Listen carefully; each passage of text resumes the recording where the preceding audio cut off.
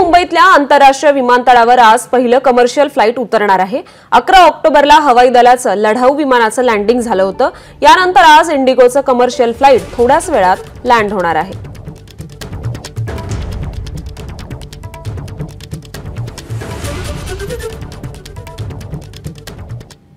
नवी मुंबई विमानतळावरून 17 एप्रिलला प्रवासी वाहतुकीला सुरुवात होणार आहे, अशी माहिती स्थानिक आमदार महेश बालदी यांनी दिली आहे।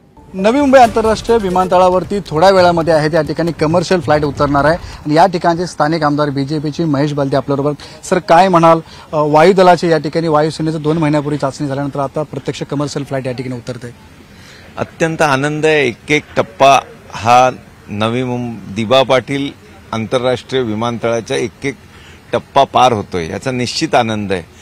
ज्या देशाच्या यशस्वी पंतप्रधानांनी भूमिपूजन केलं, ज्या यशस्वी मुख्यमंत्र्यांनी याचं भूमिपूजन केलं, तेच 17 एप्रिलपर्यंत इथलं प्रत्यक्ष एअरपोर्ट चालू होतंय, याचा आनंद मला होणार आहे। आणि या प्रत्येक टप्प्यावर संघर्ष झाला।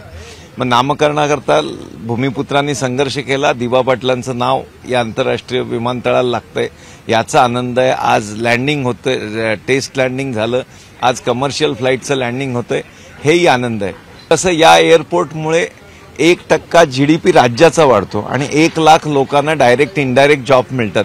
तर याचा आनंद निश्चित माझ्यासारख्या लोकप्रतिनिधीला आहे की माझ्या मतदारसंघामध्ये असलेल्या विमानतळात आज कमर्शियल फ्लाइटचं लँडिंग होतंय आणि तेही माझ्या यशस्वी नेतृत्वाच्या अंडर होणार आहे। हा आनंद आणि सुवर्ण अक्षराने लिहिण्यासारखा दिवस असेल की ज्या दिवशी इथे 17 एप्रिलला फ्लाइट चालू होईल। सर, या ठिकाणी जर पाहिलं आपण सर, भौगोलिकदृष्ट्या कशा पद्धतीने या एअरपोर्टला एक वेगळं महत्व आहे? नाही, निश्चित 10 गावांनी स्थलांतर करून झालेलं, एवढ्या गजबजलेल्या नव्या मुंबई आंतरराष्ट्रीय विमानतळामध्ये झालेलं हे आंतरराष्ट्रीय स्तराचं एअरपोर्ट या विभागात येतंय।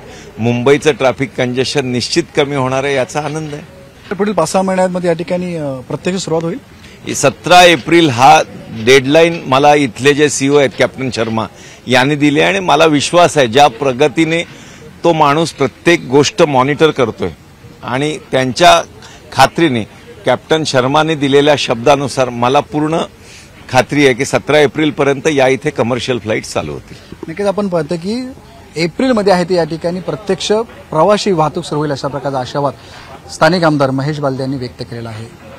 कॅमेरामॅन विनय राजभरसह विनायक पाटील, एबीपी माझा, नवी मुंबई। एबीपी माझा, उघडा डोळे बघा नीट।